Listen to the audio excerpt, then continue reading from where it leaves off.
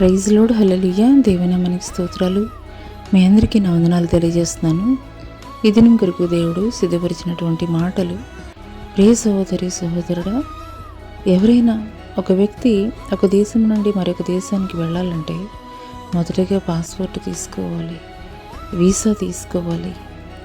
తర్వాత అక్కడ ఆ దేశానికి వెళ్ళినప్పుడు అక్కడ ఉండేటువంటి వాతావరణానికి తగినటువంటి రీతిగా ఈ దేశంలోనే వారు సిద్ధపరచబడాలి. అదే రీతిగా అక్కడ వారు మాట్లాడేటువంటి భాషని మరి ఈ దేశంలో ఉన్నప్పుడే వారు నేర్చుకునేటువంటి వారిగా ఉంటారు. ఇన్ని ప్రయత్నాలు చేసినప్పటికీ కూడాను మరలా ఎయిర్పోర్ట్కి వెళ్ళినప్పుడు అక్కడ కూడా అనేకమైనటువంటి తనిఖీలు జరుగుతాయి. ఆ తర్వాత మాత్రమే ఆ యొక్క దేశంలోనికి అడుగుపెట్టడానికి అయితే కనుక అవకాశం ఉన్నది. మరి ఈ లోకంలో ఒక దేశం నుండి మరొక దేశానికి వెళ్ళడానికి ఇంత సిద్ధపాటు ఉన్నప్పుడు మరి ఈ యొక్క భూలోకం నుండి పరమ కానానైనటువంటి ఆ యొక్క పరలోక రాజ్య పట్టణం చేరాలంటే ఎంతగా సిద్ధపాటు కలిగి ఉండాలి. పరిశుద్ధ గ్రంథంలో చూసుకున్నట్లయితే ఒక దావీదు జీవితం ఎంతగానో నలగొట్టబడినటువంటి జీవితంగా ఉన్నది. తండ్రి ద్వారా, తల్లి ద్వారా, తన అన్నల ద్వారా వెలివేయబడినటువంటి విలువలేనటువంటి స్థితిలో గొర్రెల కాపరిగా ఉన్నాడు. ఆ గొర్రెల కాపరిగా ఉన్నప్పుడే దేవుని యొక్క ఆజ్ఞ మేరకు ప్రవక్త అయినటువంటి సమూయేలు యోగ్యులుగా తండ్రి ద్వారా పిలువబడుచున్నటువంటి వారి యొక్క అన్నలనైతే కనుక దేవుడు అనుమతించలేదు, కానీ యోగ్యత లేదు అని ఏ అన్నలైతే, ఏ తండ్రి అయితే దావీదుని గురించి మాట్లాడుతున్నారో అదే దావీదుని యోగ్యుడైనటువంటి వాడిగా దేవుడైతే కనుక ఎంచాడు. అందుకొరకే సమూయేలు ప్రవక్త ద్వారా అభిషేకించాడు. అభిషేకించినటువంటి దావీదు ఎదుర్కొన్నటువంటి మొట్టమొదటి సవాలు ఏంటంటే గొల్యాతు. 40 దినాల నుండి ఆ యొక్క ఇజ్రాయేల్ ప్రజల మీద సవాలు విసురుతున్నటువంటి దావీదుని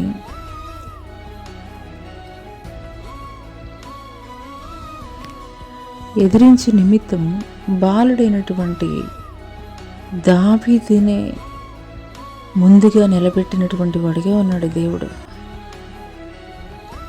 దావీదు యొక్క శక్తిని బట్టి కాదు, కానీ దావీదుకి దేవుని మీద ఉన్నటువంటి విశ్వాసం, నమ్మకము ద్వారా ఆ యొక్క గొల్యాతుని కొట్టగలిగాడు.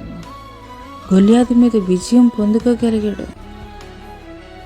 మరి ఆ తర్వాత ఏమైనా అధికారం పొందుకోగలిగాడనంటే 13 సంవత్సరాలు సౌలు రాజు ద్వారా తరమబడినటువంటి వాడుగా ఉన్నాడు.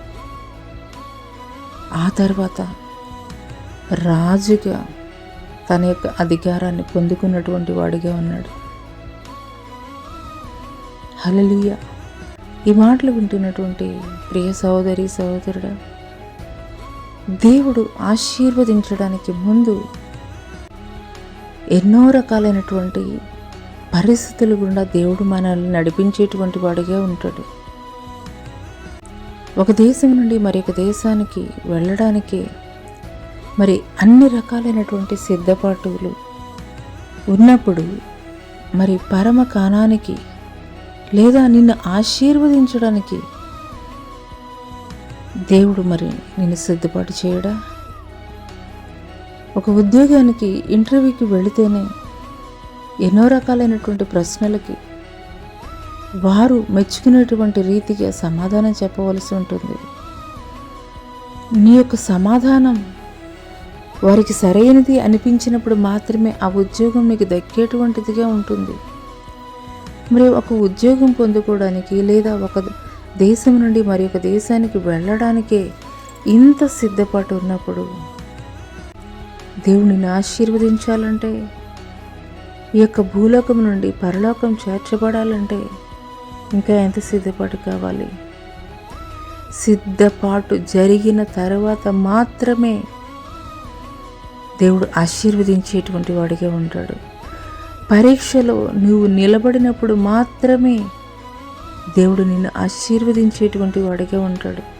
పరీక్షలు నాకు వద్దు అనంటే ఆశీర్వాదం నీకు లేదు అనేటువంటి అర్థాన్ని అయితే కనుక మనం తెలుసుకోవలసినటువంటి పరిస్థితి ఉన్నది.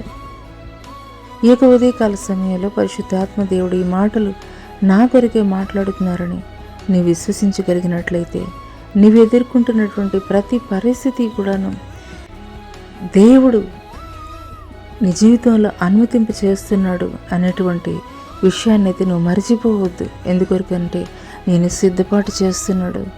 నువ్వు ఎదిరించడానికి, ఎదుర్కోవడానికి, బలం కలిగి ఉండడానికి, శక్తి కలిగి ఉండడానికి, ధైర్యం కలిగి ఉండడానికి ఆ పరిస్థితులు కూడా నిన్ను దేవుడు నడిపిస్తున్నాడు. ఆశీర్వదింపబడు నిమిత్తమే.